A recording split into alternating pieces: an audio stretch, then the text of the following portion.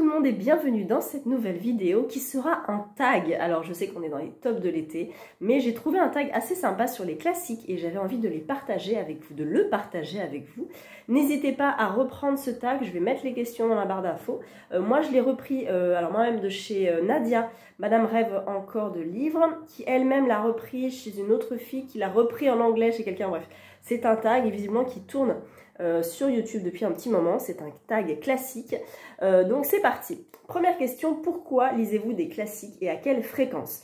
Je n'en lis pas assez, on s'est fait la réflexion hier avec Estelle qu'on a bien envie de lire des classiques en ce moment, mais c'est vrai qu'on a beaucoup de choses à lire, en plus là il y a la rentrée littéraire qui arrive, donc c'est pas du tout des classiques, c'est très très contemporain, mais les classiques j'en lis pas assez. Je pense que je dois en lire 4 ou 5 par an en ce moment, en sachant qu'il y a quelques temps j'en lisais un peu plus parce que j'avais beaucoup de retard de classiques. Il y a beaucoup de classiques que je n'avais pas lus quand j'étais plus jeune et j'avais non pas des lacunes mais des envies de rattraper un petit peu ça. Donc j'ai lu beaucoup de classiques, j'ai lu du Orwell, j'ai lu Fahrenheit 451, pour moi c'est du classique tout ça, hein. J'ai lu Le Comte de Monte Cristo, Notre-Dame de Paris, bref, Les Misérables en version abrégée, il passe super bien en version abrégée.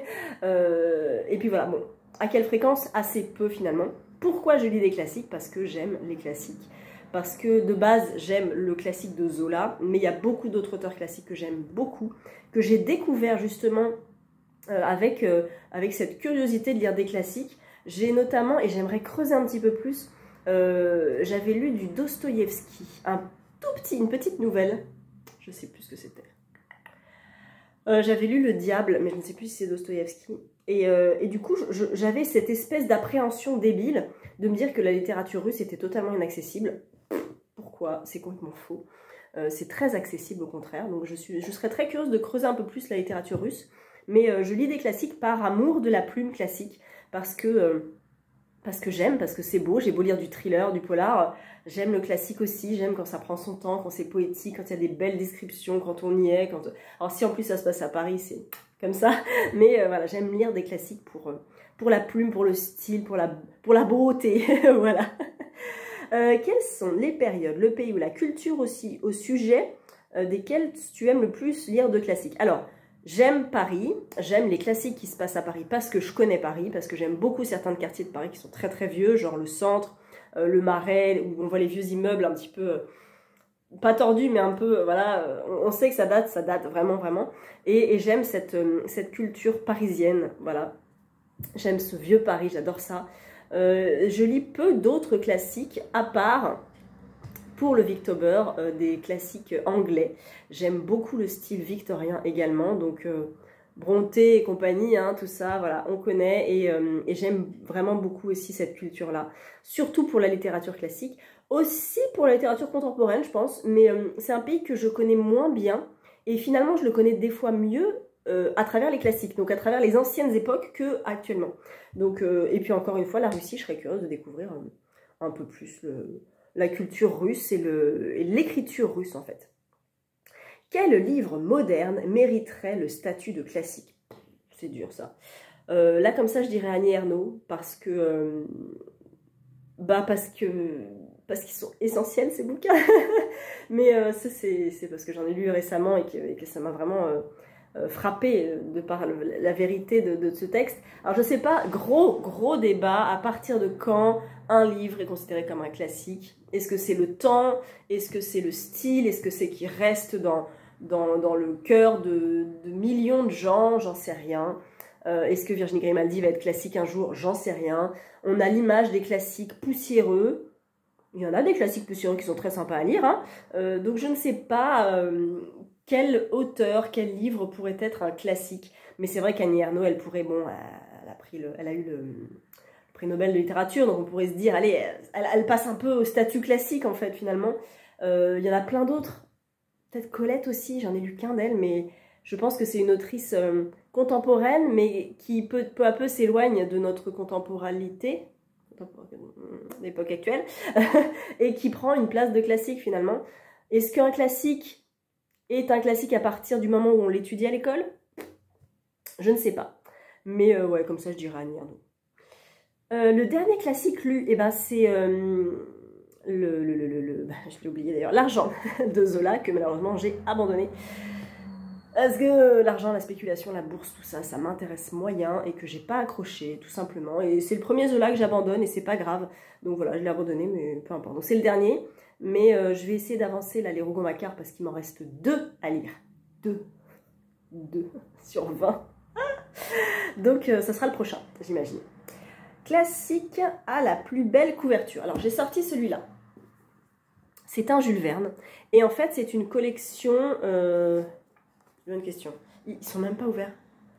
J'en avais eu en cadeau grâce à Jennifer, si tu passes par là, qui m'avait offert un Jules Verne il y a très longtemps quand on s'était rencontrés. Et j'en ai trouvé sur internet d'occasion. C'est les éditions Famo. Il n'est pas du tout ouvert, hein. Il est très très dur. Donc le jour où je le lirai, je serai comme ça.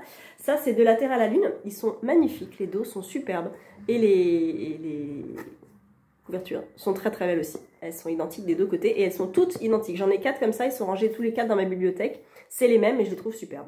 Voilà, donc en plus il y a plein de références aux romans de Jules Verne dessus. Donc je les trouve superbes. J'en ai beaucoup d'autres, hein, des classiques reliés, tout ça, hardback, machin.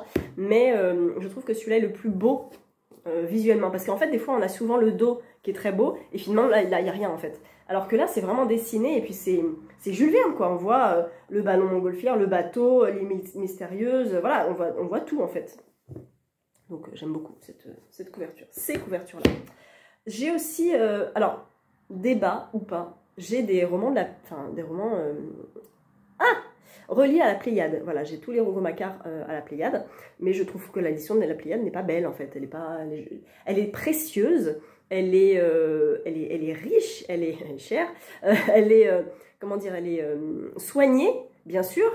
Il y a énormément d'informations, c'est des très belles lettres. Si vous avez l'occasion d'ouvrir un roman, enfin un livre de la Pléiade, vous allez voir qu'il y a des S, des fois qui tirent un peu vers le bas, comme ça, ou des T. Enfin, c'est vraiment l'écriture, enfin, la police de caractère est très très belle, c'est très soigné. Mais je les trouve moches, la Pléiade. C'est juste que, voilà, j'ai la Pléiade, tu vois, mais... Et puis tu le sors pas dans le métro, hein, clairement. Ça, je peux le sortir dans le métro, tu vois, c'est un poche. Ça va, c'est pas mal. Ensuite, auteur dont vous auriez aimé qu'il écrive plus de livres classiques.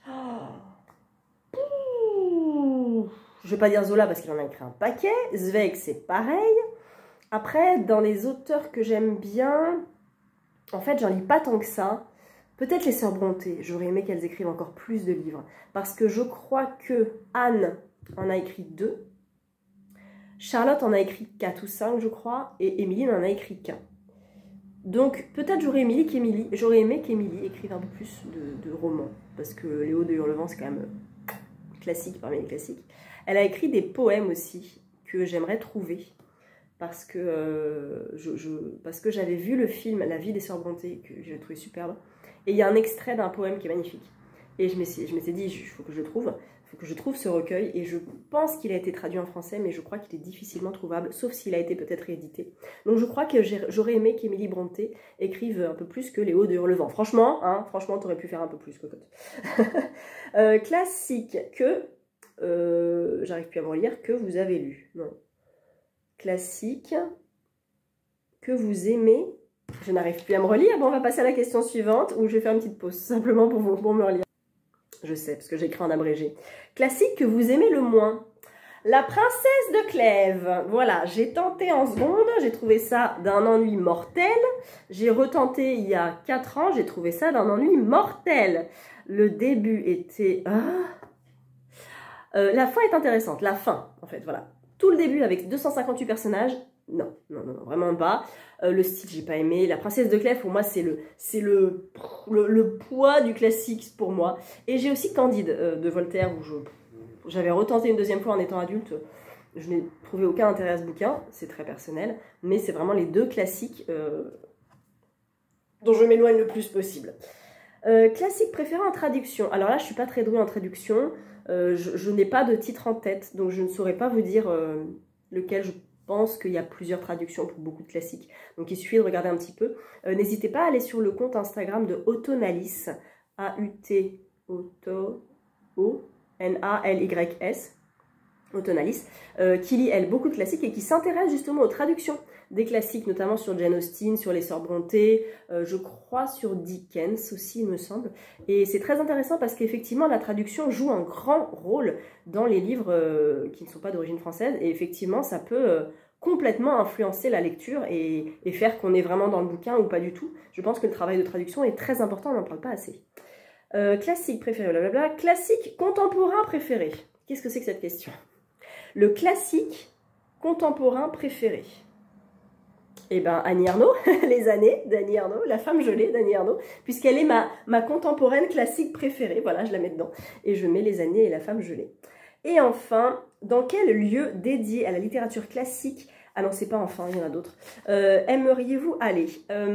Alors, honnêtement, j'aimerais aller chez les Sœurs Brontë. J'aimerais visiter le presbytère de Haworth, de tout ça, le musée, j'aimerais y aller. Mais le temps, la météo est vraiment pas top là-bas. Et que je suis très sensible au soleil et très sensible à la pluie aussi. Donc j'aime pas quand il pleut et quand il fait froid, quand c'est brumeux et que t'es tout moite, je déteste ça. Et je pense que là-bas, à Haworth, c'est un peu comme ça. Peut-être en été, sauf, je sais pas, peut-être que je me fais des fausses idées, j'en sais rien. Mais non, sinon j'aime bien... alors, j'adore la littérature parisienne classique, mais j'aimerais pas du tout habiter à Paris au 19e siècle. On est d'accord, hein, c'est pas possible. Niveau confort, on repassera. Et du coup, je ne sais pas, peut-être que... Bah non, j'allais dire à la cour du roi, mais oui, mais c'était aussi... c'était le niveau hygiène, c'était une catastrophe. Je sais pas à quelle période j'aimerais aller...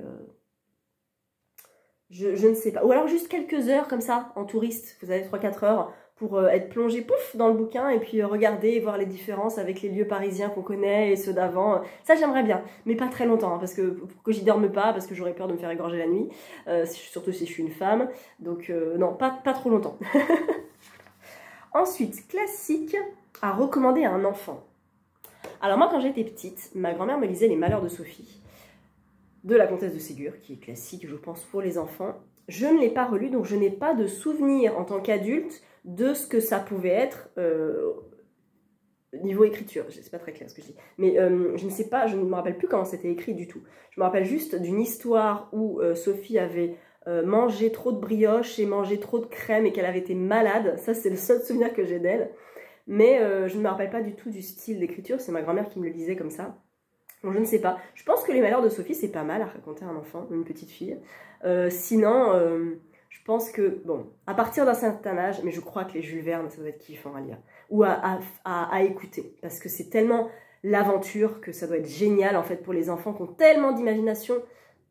Même si maintenant avec les réseaux et les téléphones c'est un petit peu compliqué avec les enfants, je pense que pour développer son imaginaire, Jules Verne c'est extraordinaire en fait. Au niveau aventure, le tour du monde en 80 jours c'est génial et je suis sûre qu'il y a plein de classiques qui sont adaptés maintenant pour les enfants, qui sont réécrits sans avoir perdu l'âme du livre. Peut-être L'île au trésor aussi, ces choses-là, c'est Stevenson je crois.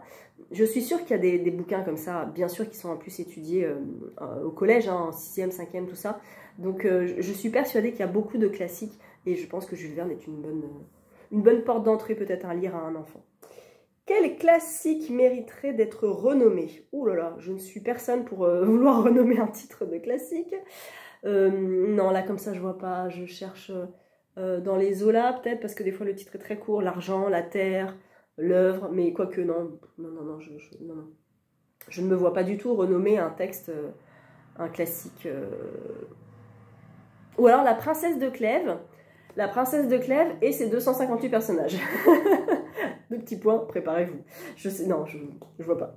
Et enfin, quel classique recommandez-vous à tout le monde? L'Assommoir de Zola. Voilà, merci, bonsoir.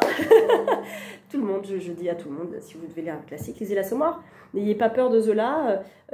Lancez-vous dans le Paris du 19e, un peu sale, un peu boueux, gris, alcoolisé, et faites confiance à Zola, et faites-moi confiance. Voilà. Sinon, il y a Le Bonheur des Dames qui est un peu plus guilleret, mais lisez du Zola, quoi.